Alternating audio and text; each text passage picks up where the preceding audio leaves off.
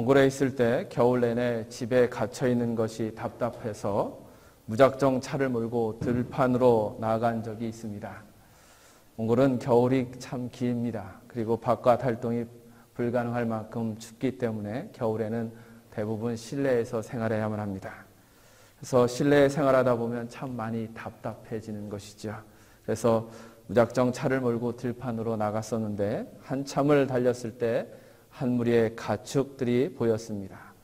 차를 멈추고 말들이 들판을 거니는 것을 보고 있었는데 그런 모습을 유심히 지켜보던 그 가축의 주인된 목자가 차 곁으로 다가왔습니다. 한낮이었는데 이미 술이 취하여서 몸을 제대로 가누지 못하는 상태였습니다. 가지고 간 사과를 함께 나누어 먹으면서 이야기를 한참 나누었습니다. 그리고 돌아오는 길에 몽골 기사 아저씨는 가축들을 돌보는 목자들은 하루 종일 하는 일이 없기 때문에 술을 많이 먹는다라고 하였습니다. 가축들을 들판으로 옮겨 놓으면 그때부터 집에 돌아갈 때까지 목자들은 할 일이 없는 것입니다. 가끔 들짐승이 오나 혹은 낯선 사람이 오나 살피면 되는데 그것도 개들이 있기 때문에 그렇게 주의를 집중해서 살피지도 않습니다. 그러므로 넓은 들판에서 혼자 무료하게 시간을 보내야 하기 때문에 또 거기다가 겨울에는 춥기 때문에 술을 많이 마시게 됩니다.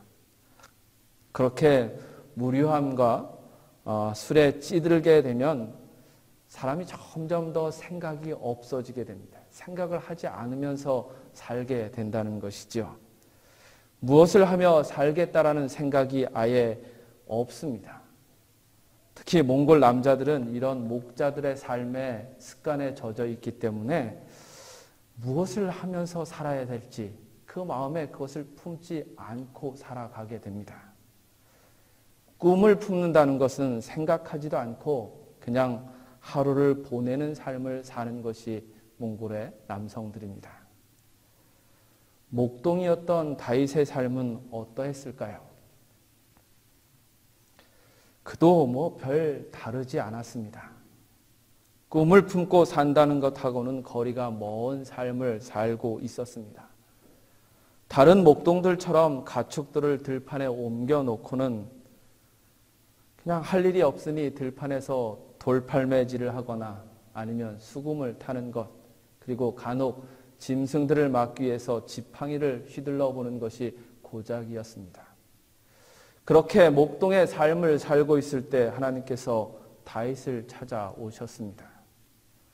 사무엘은 하나님께서 새로운 왕을 세우라는 명령을 받고 이새의 가정에 보내졌고 그리고 그 가운데서 다윗을 찾아냈습니다.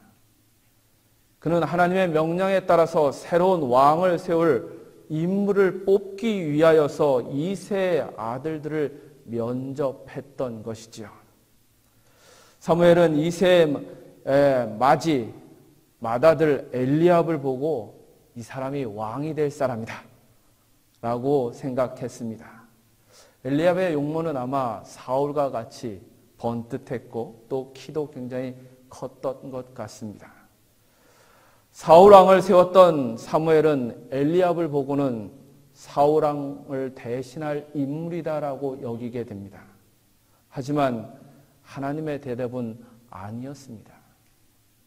그는 하나님께서 아니라고 하는 그런 대답을 듣고는 이제 이새의 아들들을 하나하나 다시 살펴보게 되는 것이죠. 그러나 하나님의 뜻에 맞는 사람이 없었습니다.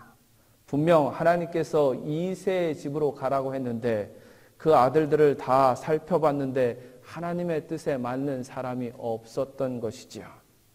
사무엘은 결국 아직 들판에서 양을 돌보고 있던 막내 아들을 부르도록 요청합니다.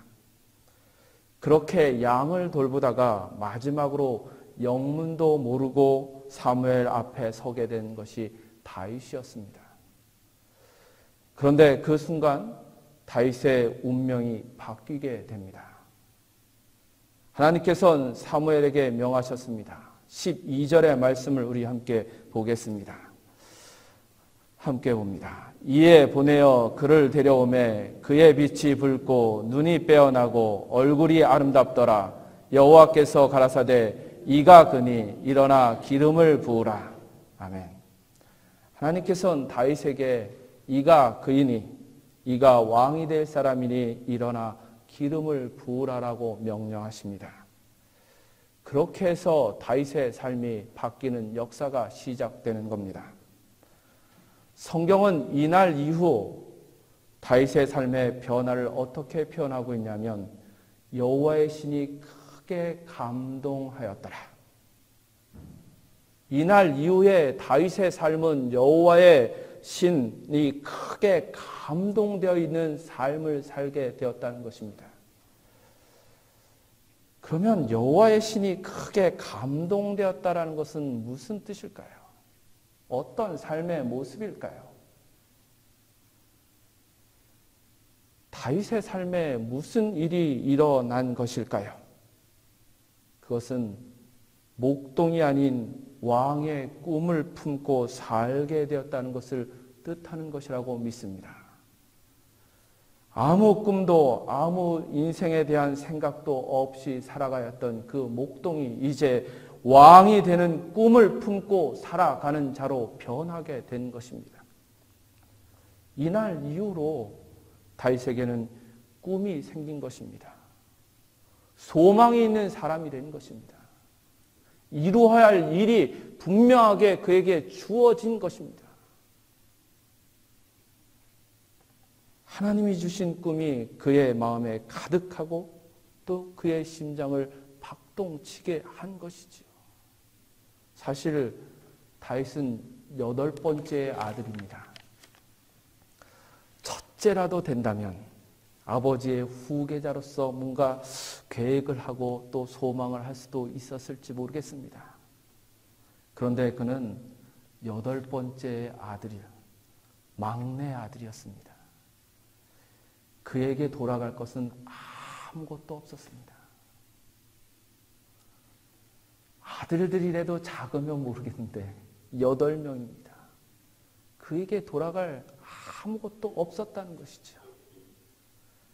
그는 형들이 자비를 베풀어 주기만을 바라면서 형들이 시키는 대로 다 해야 하는 그런 처지에 있는 사람이었습니다. 그러므로 아버지의 호출로 인해서 모두들 사무엘 선지자를 만나러 갔지만 들판에 남아 있어야만 했던 것입니다. 그리고 불만을 제기할 수 없는 입장이었습니다. 사무엘 선지자의 방문에 크게 관심을 갖지도 못하는 그런 입장의 사람이었습니다. 이와 같았던 다윗의 삶에 무슨 꿈과 비전이 있을 수 있었겠습니까? 그런데 하나님께서 다윗의 삶에 꿈을 주셨고 그의 심장을 그 꿈으로 인해서 벅찬 감동으로 가득하게 했다는 것이죠. 그게 바로 여호와의 신이 크게 감동했다라는 뜻입니다. 어떤 꿈도 꿀 수 없었던 삶을 가지고 있었던 다윗이 그를 깨워서 하나님께서 왕이 되는 꿈을 주신 것입니다. 왕이 되는 소망을 주셨기 때문에 그 이후에 다윗의 삶은 정말 가슴 벅찬 삶이었고 심장이 뛰는 삶이 되는 것입니다. 그러나 하나님께서 다윗에게 그 아무 꿈도 꿀 수 없었던 그 상황 속에 있었던 다윗의 삶에 하나님이 주신 것이 무엇인지를 우리가 조금 더 깊이 살펴보길 원합니다. 첫째는 목동에게는 버거울 정도로 큰 꿈을 주셨다는 겁니다. 다윗의 이야기는 얼핏 보면 남자판 신데렐라 이야기 혹은 백설공주 이야기 같습니다. 그래서 아마 사람들이 더 사랑하고 좋아하는지도 모르겠습니다. 다윗의 앞에는 7명의 형들이 있었습니다. 마치 백설공주에게 7 남쟁이가 있었듯이 다윗의 앞에는 7명의 형들이 있었습니다. 그 중에는 아주 훌륭하여서 사무엘이 한눈에 봤을 때 이 사람이 왕이 될 사람이다 라고 하는 맏아들 엘리압도 있었습니다. 6절의 말씀을 우리 함께 좀 보겠습니다.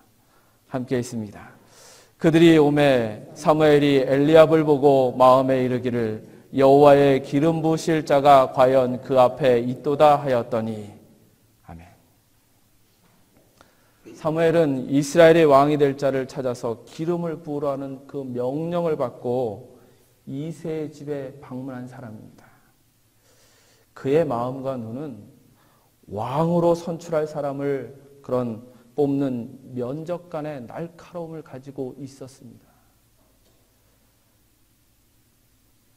삼성이라는 대기업은 일개 사원을 뽑는데도 관상장애를 데려다가 놓고 그 관상을 보고 면접을 한다고 합니다. 최고의 인재를 뽑겠다라는 그런 방침에 따라서 온갖 항목을 살피면서 사람을 살피고 또 사람을 보게 되는 것이지요. 사무엘은 왕을 선출하는 그런 면접관으로 이새의 집에 방문한 것입니다. 그런 사무엘에게 엘리압은 하나님의 기름을 부으실 만한 자다라고 보였습니다.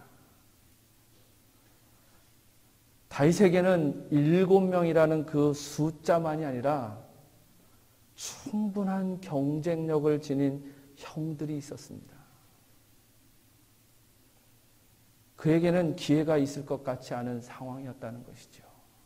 앞에 7명이라는 숫자도 어마어마하지만 또 정말 경쟁력을 한눈에 봐도 왕이 될 것 같은 그런 경쟁력을 가진 형들이 있었다라는 것입니다. 그는 경쟁력이 있는 그 7명의 형을 다 지나고 나서야 남겨진 것을 얻을 수 있는 그런 처지였습니다. 그런데 모든 상황을 뚫고 하나님께서는 다윗에게 이스라엘의 왕이 되는 기름을 부으라고 명하십니다. 다윗에게 기름을 붓고 그가 왕이 되는 꿈을 꾸게 하신 것입니다. 그것은 목동이 상상할 수 없는 것이고 또 8번째 아들, 막내 아들에게는 있을 수 없는 일이었습니다. 목동에게는 참으로 버거운 너무 큰 꿈이었습니다. 이새와 7형들은 아마 사무엘 선지자가 실수를 하는 것이다, 판단이 잘못된 것이다 라고 보였을 것입니다. 누가 봐도 그럴 수 있습니다. 그러나 본문 말씀을 보면 이날 이후에 다윗이 하나님의 신에 크게 감동하였다라고 합니다. 이것이 뜻하는 것은 무엇보다도 다윗이 하나님의 꿈을, 하나님이 주신 그 꿈을 마음에 품었다라는 것입니다. 목동으로서는 너무 커서 버거울 정도로 너무 큰 꿈이었음에도 불구하고 하나님이 주신 그 꿈을 다윗은 마음에 품었습니다.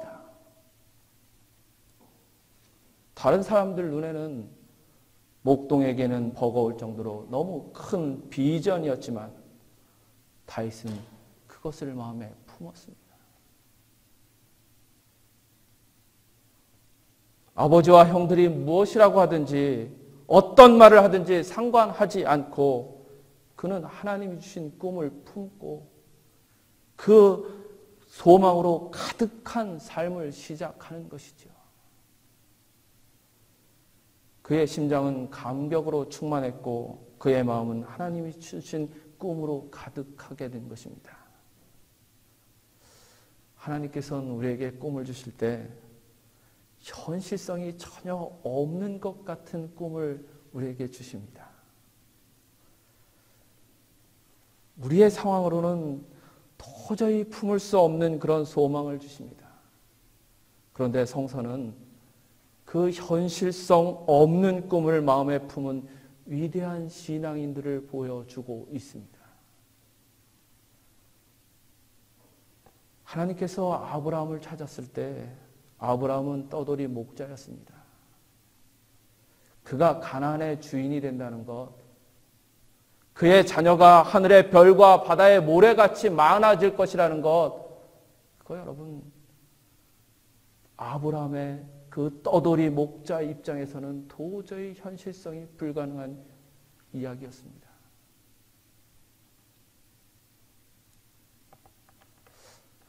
엄밀하게 아브라함의 상황을 분석하면 현실성이 너무 없는 것입니다. 그러나 아브라함은 그 꿈을 마음에 품고 믿음으로 고향을 떠났습니다.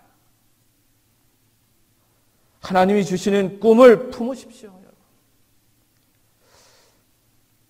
현실성이 없다라는 분석 내리지 마십시오. 그리고 하나님이 주시는 그 꿈을 마음에 품으십시오. 지금 바로 해내기에는 너무 버거운 것으로 보일지라도 하나님이 주시는 그 마음, 하나님이 주시는 그 소망, 여러분 마음에 품으십시오.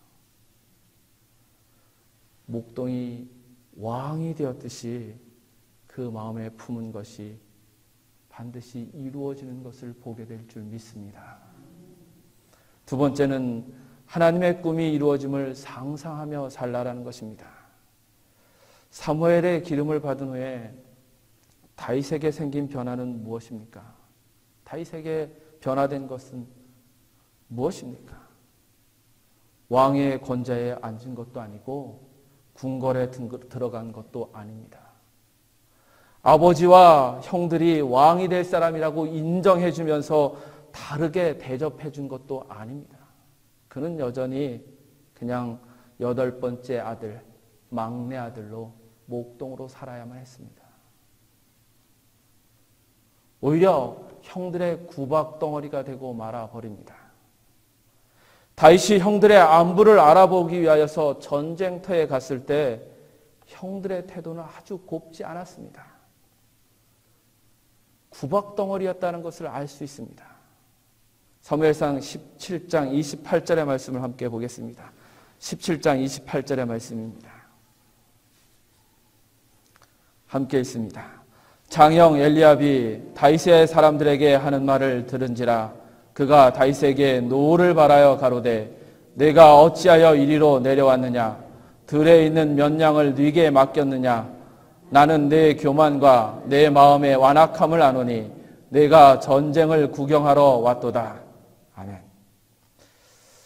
이 장형 엘리압, 마지 엘리압의 시선은 매우 비판적입니다. 그가 굳이 노를 바라여서 동생을 비난할 만한 상황은 아니었던 것 같습니다. 아버지의 심부름으로 형들이 잘 있는지 안부를 물어온 동생에게 굳이 노를 바라면서 내가 교만한 놈이다, 내 마음이 완악한 놈이다 라고 꾸짖을 이유는 별로 없는 것 같습니다. 그런데 형 엘리압은 아주 과민한 반응을 보입니다. 그것은 물론 자신이 왕으로 기름 붓지 못한, 받음을 받지 못한 그런 것도 있겠지만 그런 것에 대한 분노도 있었을 것입니다. 그러나 우리는 오늘 엘리압의 말에서 조금 다른 이유를 찾아볼 수 있습니다. 그는 다윗을 교만한 자다, 내가 내 교만을 안다라고 이야기하고 있습니다. 이 사무엘의 부름에 대해서도 제외되었고 전쟁에 나가는 것도 제외되었던 것이 어린 다윗입니다. 그런 어린 목동이 형들 앞에서 교만할래야 무슨 교만이 있을 수 있겠습니까? 제가 4형제 속에서 살아봤는데 형들 앞에서는 교만할래야 교만할 수가 없습니다. 그럼에도 불구하고 그의 모습이 교만이라고 비춰질 수 있는 것이 있었다는 것. 무엇이 그를 교만하게 보였을까? 형들 눈에. 그것은 그가 왕이 되는 꿈을 마음에 품고 그것이 이루어짐을 생각하면서 살았다라는 것입니다.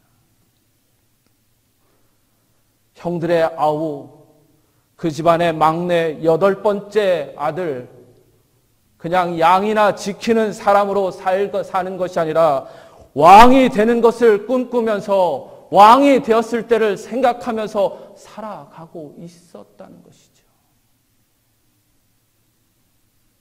그러므로 다윗은 여느 목동과 다른 소망을 품고 살았고 또 8형제 중에 8번째 아들과는 다르게 꿈을 가지고 살았다는 것입니다.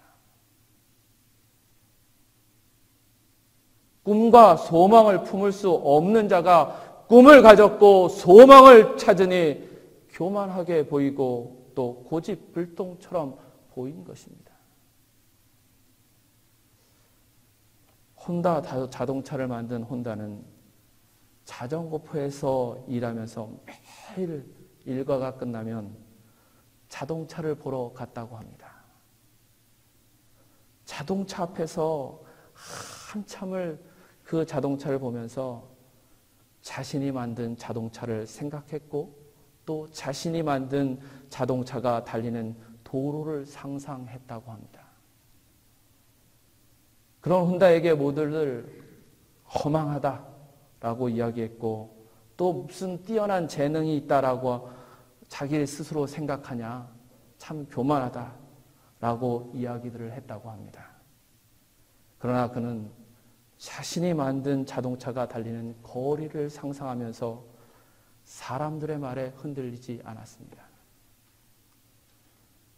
그 상상으로 늘 심장이 뛰었으며 그것으로 인하여서 사람들이 말하는 부정적인 말 그리고 순간순간 몰려오는 부정적인 생각들을 몰아내고 꿈을 이룰 수 있었다라고 고백합니다. 다윗은 사무엘이 기름 부은 날 이후에 하나님의 신이 크게 감동하며 살았습니다.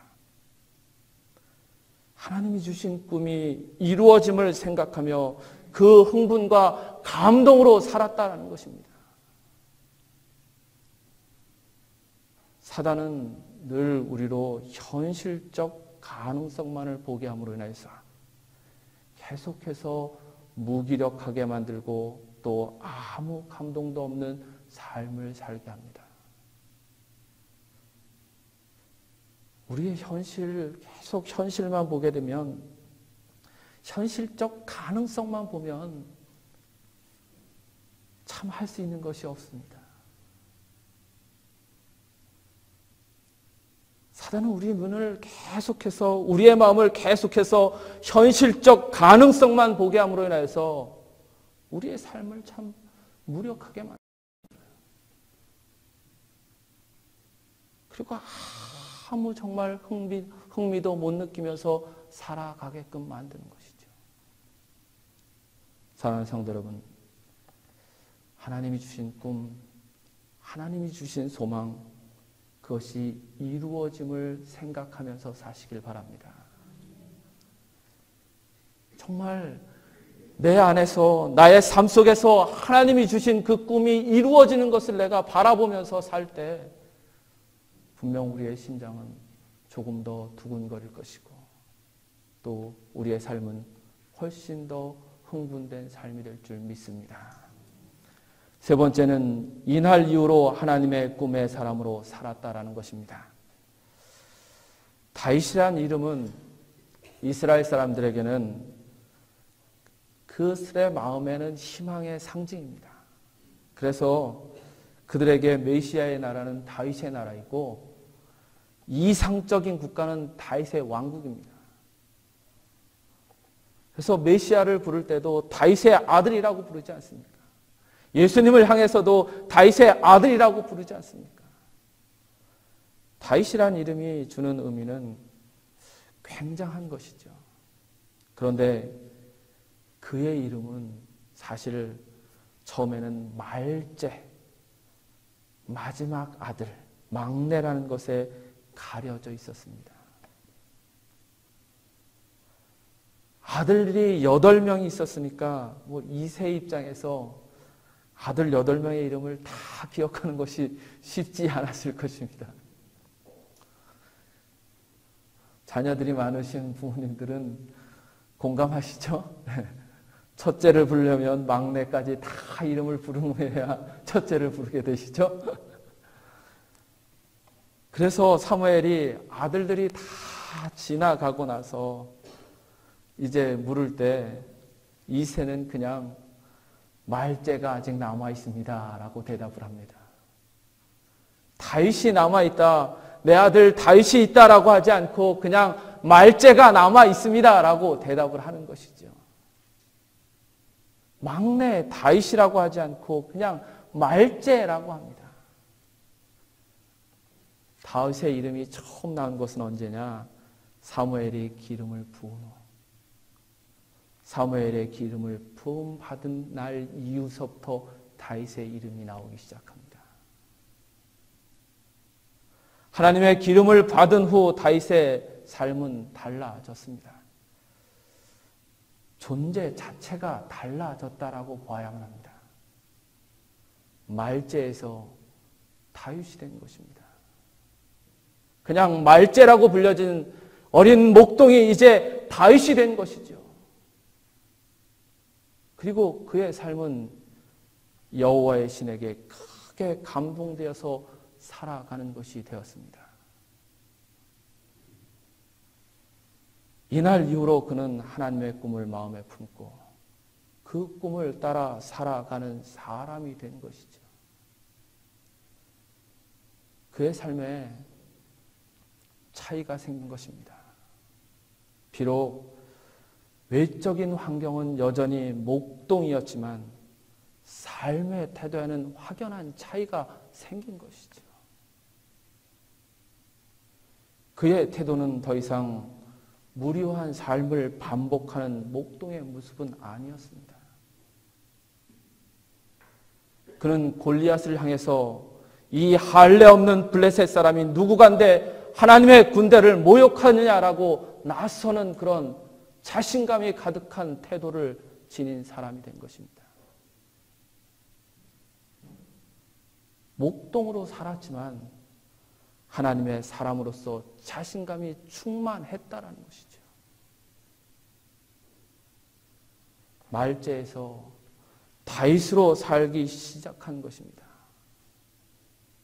하나님의 신의 감동으로 생동감 넘치는 사람, 하나님의 꿈으로 심장이 뛰는 사람으로 살아가게 된 것이죠. 여러분은 하나님을 경험한 후에 무엇이 달라졌습니까? 성령의 감동으로 충만한 삶을 살고 있는가요? 하나님이 주신 꿈과 소망을 쫓아가고 있는가요? 세상에 대하여 자신감 가득한 태도로 살아가고 있습니까? 이 할례 없는 블레셋 사람이 누구간데 하나님의 군대를 모욕하느냐라고 달려들 만큼 자신감 있는 태도로 세상을 살아가고 있습니까?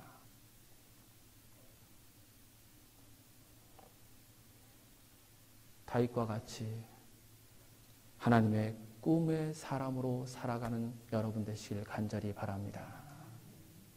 다윗과 같이 삶의 태도를 이제 바꾸셔서 정말 하나님의 꿈을 이루는 사람으로 그 태도를 가지고 세상을 살아가시기를 간절히 바랍니다. 기도하시겠습니다.